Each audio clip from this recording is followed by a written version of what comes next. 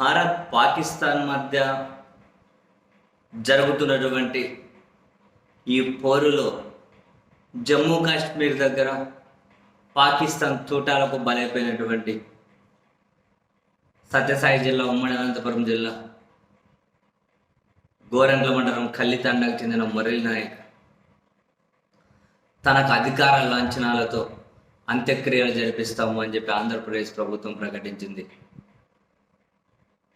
తన వీరమరణం మీద చాలామంది పోస్టులు పెడుతూ ఉన్నారు. ముఖ్యమంత్రి గారు సంతాపం నివాళి తన మరణం మీద సంతాపం ప్రకటించారు. మాజీ ముఖ్యమంత్రి జగన్మోహన్ రెడ్డి గారు కూడా. అండ్ జగన్మోహన్ రెడ్డి గారు ఈ నెల 13వ తేదీ మురళీ నాయక్ కుటుంబాన్ని పరామర్శించడం కోసం కల్లితాండాకు వెళ్ళాలి అని చెప్పి నిర్ణయం తీసుకున్నారు. ఈ నెల 13వ తేదీ ఆ తాండాకు వెళ్తూ ఉన్నారు. పాపం ఒక్కడే కొడుకు, పేద కుటుంబం. వాళ్ళ అమ్మ నాన్న వాళ్ళు ముంబైకి వలస వెళ్ళిపోతే వాళ్ళ నాన్న వాళ్ళ అమ్మమ్మ గారి ఊరైన సోమందేపల్లి మండలంలో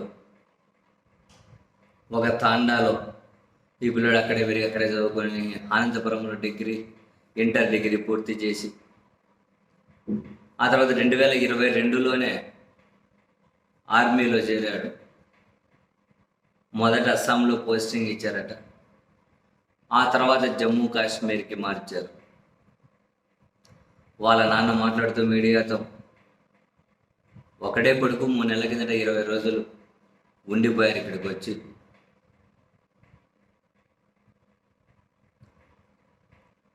పేదవాళ్ళు ఉన్న ఒకనొక కొడుకును కోల్పోయి అనాథలమైపోయాము అని చెప్పి పాపం వాళ్ళ తల్లిదండ్రి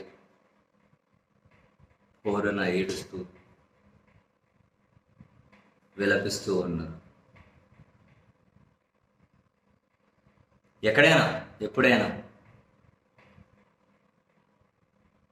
యుద్ధం అనేది జరిగింది అని అంటే అల్టిమేట్గా చాలామంది బాధపడాల్సి ఉంటుంది. పాకిస్తాన్ ఏమో కయ్యానికి కాలు దవ్వుతూ ఉన్నారు. వాళ్ళు మరి ఏం చూసుకొని ఇన్ ద సెన్స్ వాళ్ళ ఆర్థిక వ్యవస్థ బాగాలేదు.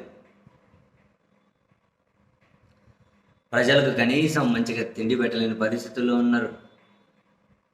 దేశంలో ఐక్యత లేదు, నాయకుల మధ్య ఐక్యత లేదు, సమన్వయం లేదు.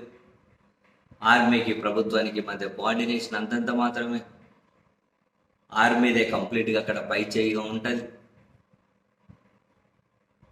అయినా కూడా కయానికి కాలు దువ్వుతూనే ఉన్నారు.